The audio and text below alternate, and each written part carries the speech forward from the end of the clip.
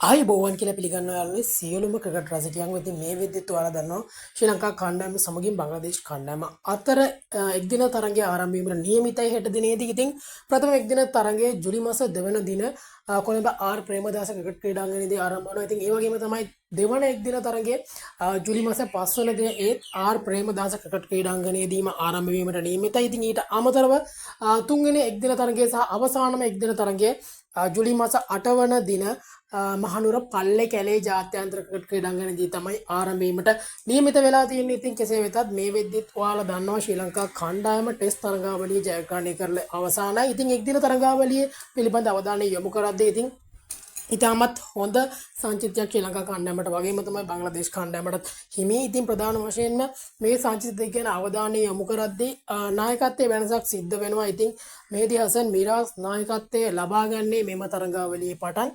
ඉතින් ඒ වගේම තමයි ශ්‍රී ලංකා කණ්ඩායමේට දුෂ්මන්ත චමීරගේ පැමිණීම නැවතත් සිද්ධ වුණා. ඉතින් මේ ප්‍රධාන වශයෙන්ම ටෙස්ට් තරගයේ ප්‍රථම ටෙස්ට් තරගයට ක්‍රීඩා කරපු ක්‍රීඩකයෙකු වන මිලාන් රත්නායකගේ ආබාධයක් හේතුවෙන් තමයි දුෂ්මන්ත චමීර එක්දින සංචිතයට එක්වන්නේ. ඉතින් ශ්‍රී ලංකා කණ්ඩායම සහ බංග්ලාදේශ කණ්ඩායම අතර අවසන් එක්දින තරග 10 පිළිබඳ අවධානය යොමු කරද්දී වැඩි ගෞරව හිමි කරගෙන තියෙන්නේ බංග්ලාදේශ කණ්ඩායම. ඉතින් ප්‍රධාන වශයෙන්ම අවසාන එක්දින තරඟ 10 තුල බංග්ලාදේශ කණ්ඩායම තරඟ 6ක් ජයග්‍රහණය කරලා තියෙනවා. ඒ වගේම තමයි ශ්‍රී ලංකා කණ්ඩායමට ජයග්‍රහණය කිරීමට හැකියාව ලැබිලා තියෙන්නේ තරඟ 5ක් තරඟ 4ක් පමණයි. ඉතින් ප්‍රධාන වශයෙන්ම මේ පිළිබඳ තවදුරටත් අවධානය යොමු කරද්දී ශ්‍රී ලංකා කණ්ඩායමට අවසන් වරට බංග්ලාදේශයේ හමු එක්දින තරගාවලිය ශ්‍රී ලංකා කණ්ඩායම 2-1 ලෙස පරාජයට පත් වුණා.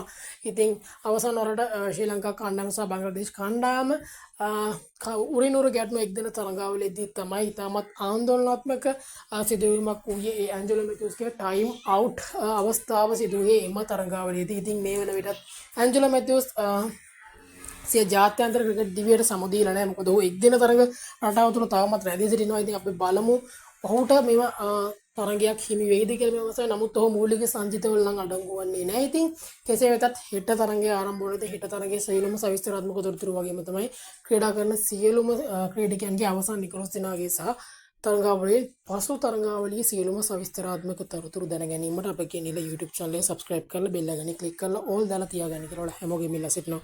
එහෙනම් අද